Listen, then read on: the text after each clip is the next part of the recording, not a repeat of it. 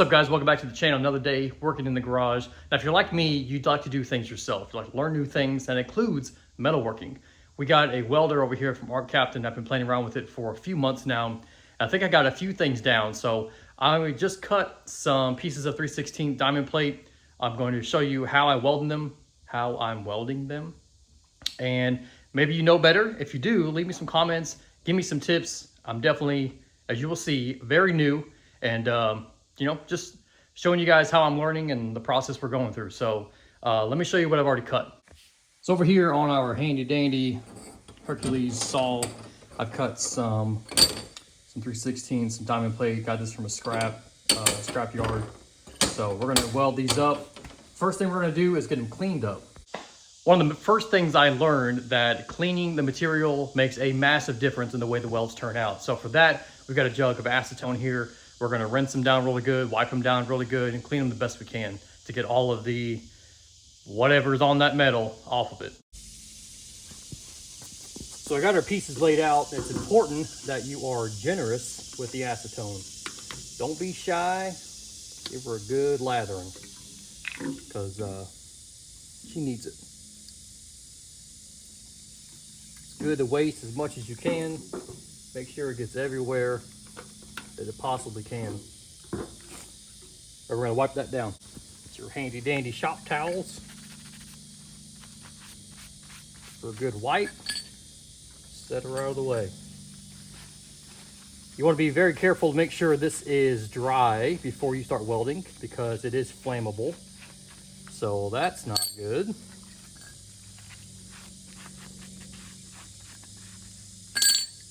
Before we get started, let me show you the PPE we got. I like to use this for the actual welding hand, so I'm right-handed, the one that holds the gun.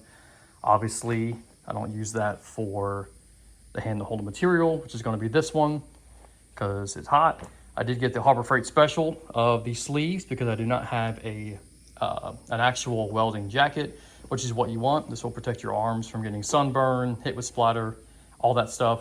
And we did splurge for the nicer titanium welding helmet. Auto darkening, I keep mine set at 9 for the spool gun, and I keep it set at 10 for the flex cord. So let's get this all put on and we'll get welded up. I really enjoy welding when it's at least 150 degrees out and no fans on. So that's what we're gonna do today. All right, so the first thing we'll do is we'll get this one set.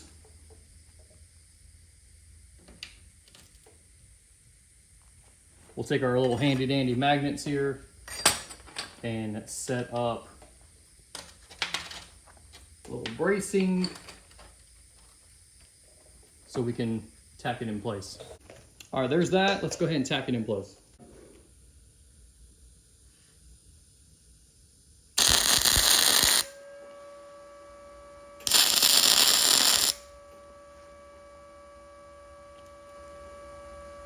Take our magnet out. And we're set to go. I'm gonna set this little prop back here just to hold it in place. Let's go with that one.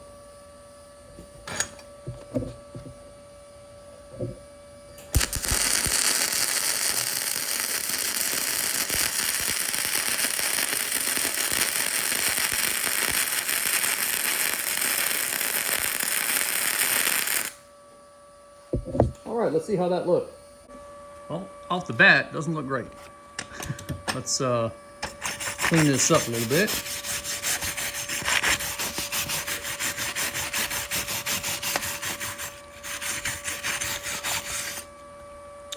Yeah, it's not terrible. Not amazing, but not terrible. A little bit of splatter in there, but all in all, not bad. Looks to be pretty good penetration. The other side. Maybe could have been a little hotter. Keep forgetting how to grab it with this glove.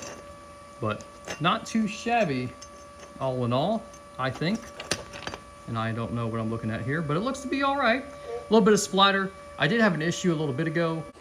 Now I want to be clear, this isn't my first time using the machine and this isn't my first day welding. I have that, my first time using a flux core MIG welder I have right here, and I had the settings wrong. Let me show you what it looks like when the settings are wrong. So when the settings are wrong, you will get splatter out the ass. It'll just be everywhere. Every single one of these welds is me adjusting machine, adjusting the amperage, and adjusting the wire speed. But none of it really made that much of a difference because it all looks just garbage, right? And then I found out that I had the ground clamp, the negative, and the positive flipped. So when I swapped them on the machine, pretty much it welds like this. A little bit more splatter than it usually does, but here's another one from earlier this week. That's a couple passes on there. I see I've welded this thing already up. You can see what unprepped material looks like, which is this here. A lot of pitting, porosity, and just general crappy welds. And then when you actually prep the material, you get a lot better, a lot cleaner, not as much splatter. Everything looks generally better. So side by side here. Not prepped, wrong settings and wrong setup. Prepped, right settings. So let's flip this around. We got some more. Let's try some different kind of welds. Let's try that one more time, and then we'll move on to a different type. If you're wondering why my tip is kind of destroyed, it's because I turned the setting on the machine to stick welding on accident. Didn't realize the clamp was still on the table and this was in the table, so it arced and just roasted that cup there. But for flux core, I don't think it even matters. Obviously, it's not. There's no gas coming out of here, and there's nothing to shield, so I don't think that matters. But luckily, they do send you a couple different sizes. So when I find what I did with those, I'll replace it. So let's get back to it.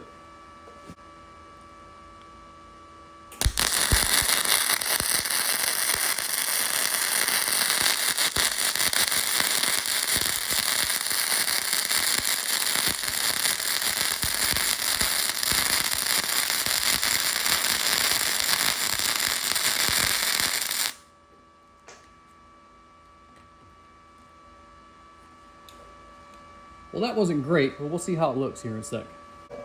All right, let's clean this up a little bit.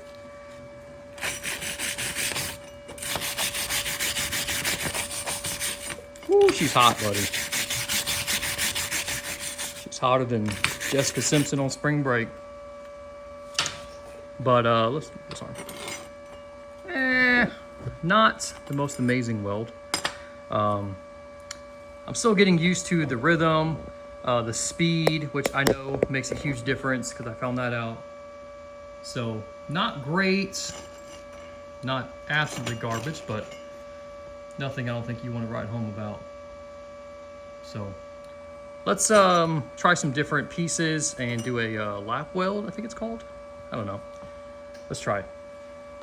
All right, let's set this one up with this piece that's a little bent. Let's do this side, make it easier on ourselves. Well, I guess it's the same, so not gonna be easy. Let's do it like that. That's a pretty big gap, but we will do our best. I'm gonna tack it in place real quick, move the camera out of my crotch, and we'll get to it. You know, one of the big things of welding that I found is they say it's ABC, always be comfortable. And I cannot get this camera to see this material and be comfortable at the same time. It's always something in the way. So we're gonna do our best with it.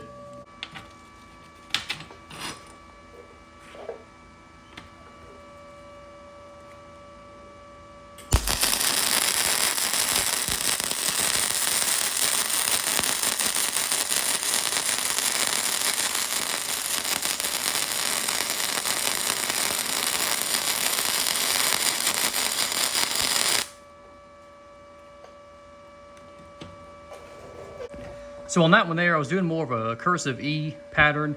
Normally I do a more of like, just kind of drag, like back and forth like that. This one here, I did more of a cursive E, trying to fill in those bigger gaps from the diamond plate. Let's brush this down and just see how it looks. Doesn't look too terrible. So let's see, clean it up a little bit. Touch this thing, it's gonna be so hot.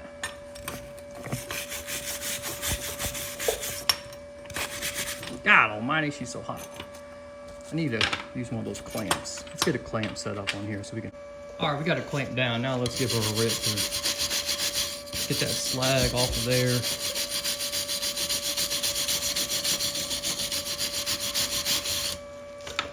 You know, I don't know, looks pretty good to me.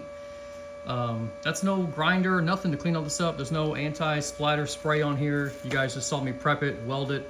The machine does really good, especially for someone who doesn't know anything about what they're doing like I do. And so you let me know. How's that look for a beginner? Now, in case you're wondering, the machine comes with the MIG gun. It comes with the stick attachment. It does not come with the spool gun. That's separate and costs extra. Or your lift TIG torch. That's also separate and costs extra. But it comes with everything you need to get started. So that in itself makes it a great option. And I love all the different features it has. Features are going to be obviously your MIG that we just did, MIG or flux core.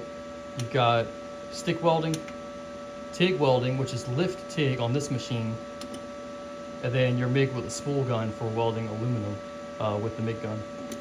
So it has all the options. I really like the sync mode. If you don't want to use it, you can just turn it off and adjust your inches per minute and your voltage separately.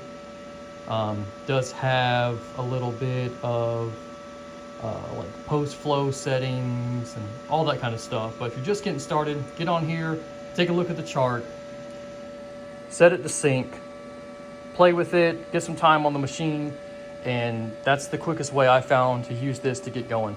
So if you guys are interested in this machine and we'll get some prices, get some options, they got a couple other machines. They got a plasma cutter, they got a TIG specific machine as well. This kind of does everything and does a pretty good job at everything. But if you're looking for a specific top tier machine, they have other machines too. So if you're looking for any of those, I'll leave a link down in the description. You can go check out the website, see everything they offer, and pick you up one. And there should be a discount code down there as well. So check it out.